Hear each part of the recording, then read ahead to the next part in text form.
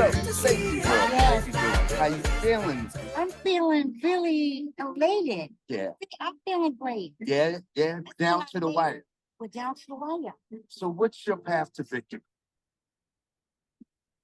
Path to victory. Yeah, I mean, it's really to continue to use my voice and have the community involved. Yeah. That's what it's about, right? Yeah, People right. get elected. Right. They say one thing, don't do the next thing. Right. But I've had some really positive leaders, like Congresswoman Ionella Preston. Right.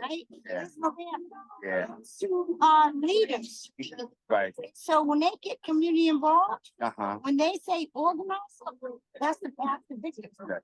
We can organize. Right. Well, one of the things about this position, governor's council, right? Yes. People don't know about the governor's council. When you can step out and run, I applaud you, because there are people that typically do not even vote in this category or this position. And we want to applaud. So what makes you so unique as opposed to the other candidates? Well, I'm a formerly incarcerated woman. I have right. I've been in and out of the prison system. And now that I've been home and I've opened up a reentry program, I've got my master's in mental health. Right. Really understanding what's happening with our community. Right. Our community is the highest incarcerated population in the States. Right. And so that prompted me. I've been in and out of courts, supporting people. Listen, we brought Raymond James home after 47 years of conviction. Right. This is something wrong here. So even through Raymond, listening and hearing about Sean Ellis, Stephen Pina, Joseph Bennett, James Watson, Robert Foxworth, Right. Fred Clay, all these men, our Black brothers have been embedded in the prison system wrongfully. Right. And then we have our women who've been harshly sentenced. Something's wrong. Right. So it prompted. Right. And your promptness to run, that whole population of those returning citizens, those who've been incarcerated behind the wall. Now, Suffolk County is allowing inmates, folks that are behind the wall, to vote. So this is real again. Listen, the brothers in the MCT are Norfolk. Right. All the whole lot about my right, about why we should be shifting. Right. Say this one. I'm a person who says, let's change language. Right. Language is derogatory.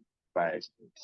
I choose to be in a position to mate with anybody. Right. Okay. Not of my choice. Right. So those are derogatory terms. Right. You got to be careful with language. Right. Even like with reentry. Yeah. Returning citizens. I left Boston to Framingham. Where did I go? Right. It's not illegal for me to come back to Bloomsbury to be called a returning citizen. I didn't lose citizenship. I lost voting rights. Right.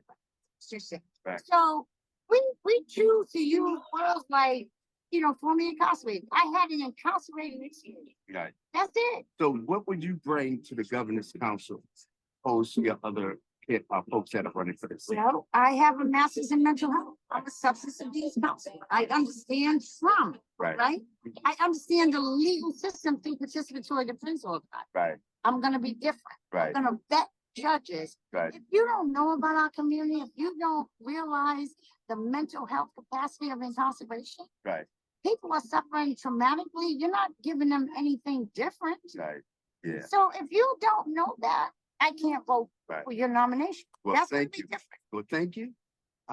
You're on the countdown, reporting live from Slade. So Stacey Borden, candidate for the governor's council. Yes.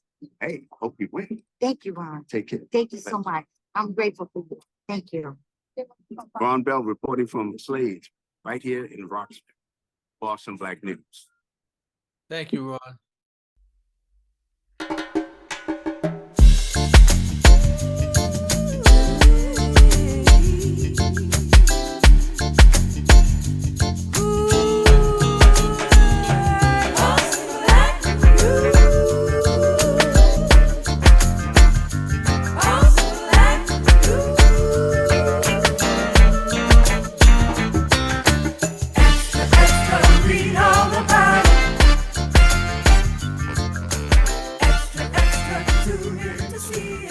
Hello, Ron. Hello, Mayor Wu. Hello, we're at the Haven in Jamaica Plain with Mayor Wu. for Allison Cartwright, who is running for clerk of Supreme Judicial Court. What do you think, man? We're here with a whole lot of people trickling in, the crowd's building. We're all watching the results come in and keeping our fingers crossed. But I was out today and stopped over the weekend, and the energy was there. Yeah. People are excited to realize that even at the very local level, very grassroots, you can have a big impact, and we need access to justice. Right. So here's someone who has an incredible record, a career of standing up for people, and in it for all the right reasons. She deserves to be in this role, and we deserve to have her leadership in this role. So why did you endorse her? I just think when you want to know what someone's going to be like in office, look at where they've been. Look Right. at what they've been doing and who they have been doing it with and alongside. And she spent more than 30 years as a public defender, out of the limelight, working her way through the system, supervising others, and helping people who don't often feel like they have a voice in a really common unfair system. We need someone exactly like that who's going to hit the ground running and who's always going to carry the people with her. One of the things I realized is that this is a good race because a lot of folks don't typically vote for the governor's council. Even myself, been doing this for 30 years, right? It's like you just skip the governor's council. I mean, I learned about it when I was in administration. I think this is a good year for educating the community, very big. And what makes her so much better than the other candidates? Yeah, I mean, there was a real clear contrast here too. I think Right. we see at the national level how much the court system matters, where we have Supreme Court that's been stacked with extreme voices that don't represent the majority of America, and at the local level, we need to hang on to our protections here. So first and foremost, you need someone who's a lawyer in a job. You need someone who's going to be working with those judges and justices to know what they're doing and not have to just rely on everyone else to tell them what to do. You also need someone who, again, brings a perspective, knowing what it's like, not just to be in the system, but to be trying to help people navigate from the outside too. And I think she brings all that. She's a mom. I know I have heard from so many people she's mentored into becoming lawyers and judges. She's exactly the kind of woman. But there's a lot of energy to Democrats, locally, nationally. How was the Democratic convention?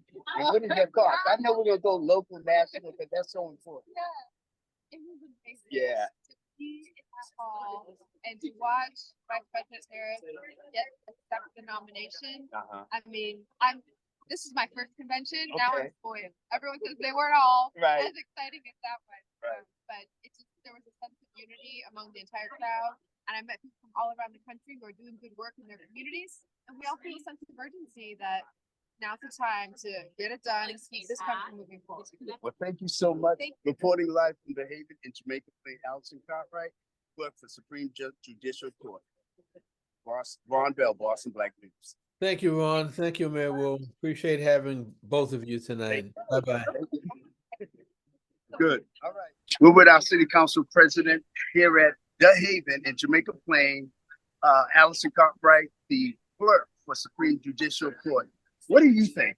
I mean, it's the countdown. Yeah, well, I think the energy was really great out. I was out at polls in Jamaica Plain, at Park, in Madagascar. There's a lot of people coming to the polls, knowing about Allison, and excited to vote for her.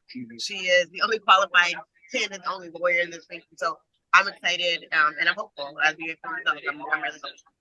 Why do you think that she's going to win this race? She's a lawyer. She is more than qualified. She has over 30 years of experience working on justice-related issues, knowing the insides and the in and outs of our courts. And I was on tours with her last week in Hyde Park, and voters, like to hear that she's a lawyer, has experience in the courts, and I think that's what her strength is. She also has a warmth and a knowledge about what she's been doing over the past years that I think come across and are very evident to everyone. So I think that's going to bring her to victory. Right. Well, the clerk of Supreme Judicial Court, folks don't normally know what that does, right? Yeah. And I know you're a lawyer. Do you think this is going to help increase voter participation? Well, it's interesting, right? I was at the polls and there were people who said, I don't know about any of these candidates. I wish I had known them. And we still need to do a better job as a city to make sure that people know about the election, that they know about these positions. I can't call people. Right. We don't put enough money behind our elections and behind voter education and voter information. It's something that I know that you care a lot about at Denver Vote. We still have a lot more work to do. I'm not yet ready to say that it's, place the blame on the voters. We have a lot of systemic work that we need to do. Right. So this energy on the local level, I know you was at the Democratic National Yeah, Convention. that was How amazing. was that? It was great, but you're right. All politics is local. Right. If the politics you can feel that you can touch, your local elected officials are the ones who have more of an impact on your everyday life. So yeah, I'm working really hard for Kamala to be our next president, the first Black woman president Okay. of South Asian States. And I'm working hard for our clerk of the Supreme Judicial Court. Right. Because both positions. Right, right. BLS, Sue Freeman. Hey, All right. Kathy. All right. Thank Take care. you. Thanks, everyone. Live with City Council President Ruthzee. We're here at Big Haven in Jamaica Plain. We're interviewing people. There's a lot of energy here. We'll be right back. Thank you. Clerk of Supreme Judicial Court, how's it feel? It feels wonderful. It feels good. Everyone here is excited, a lot of energy. It is. It's a lot of energy, a lot of work went into this. And it wasn't done just by me, it was done by the community. Right, And I'm so proud of the community right. for helping lift me up Uh-huh. and working to get me in this position. Because I put in the work. And this is what I will. Right. You work hard, you will get results. Right. So never give up and keep working hard. Well, the Clerk of Supreme Judicial Court, a lot of folks didn't know what their folks did in that role. So what has that done for our community? Well, it's put a spotlight on that and lets people know that their state's highest court will be accessible to them. Right. And let people know what this court is, what this court is. I think it's gonna be wonderful. It's gonna open up a whole new world, and especially for our children. I want them to see this. Congratulations. God bless you. Thank you. Congratulations. Congratulations. Congratulations, Allison. Judicial Court. Congratulations. Congratulations.